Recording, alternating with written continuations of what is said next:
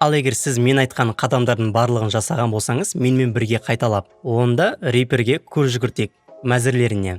Бұл жерде бізде Reaper'дің басты мәзірі және қосымша мәзірлер, мастер канал және транспорт панел. Егер сізге Reaper'дің темасы ұнамайтын болса, онда оны лезде өзгертуге болады. Ол үшін мен сіздерге көптеген темалар дайындап қойған болатынмын. Оны өзгерту үшін Option'ға кіреміз.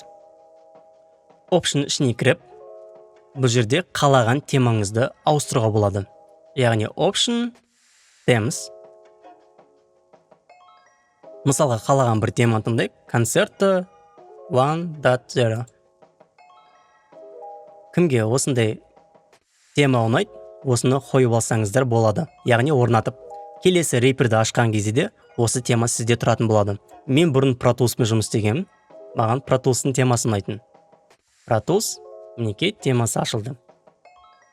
Негізі Pro Tools'та транспорт бар жоғары жағында тұрады. Оны жоғары жағынан қойып алуға да болады. Оны болашақта көрсететін боламын. Мінекей, көріп отырғандарыңыздай.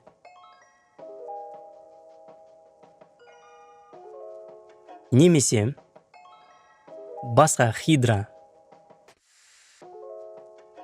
әдемі, мысалға Logic X. Барлық оңай. Немесе Cubase. Cubase'ның темасы ол интернетте бар. Оны тауып алу үшін Reaper, Themes, Cubase. Осын жазғаннан кейін stash.reaper.fm дейтін сайтқа кіреміз. Themes Reaper. Осы жерден де қалаған көптеген өзіңізге ұнайтын түстегі темаларды жүктеп алуыңызға болады. Дәл осы жерде де Cubase'ның темасын тауып алсаңыз болады.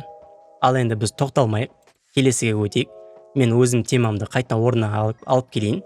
Яғни бұл дефолтный Reaper 6-ның темасы. Маған осы ыңғайлы. Өзіме ұнайды.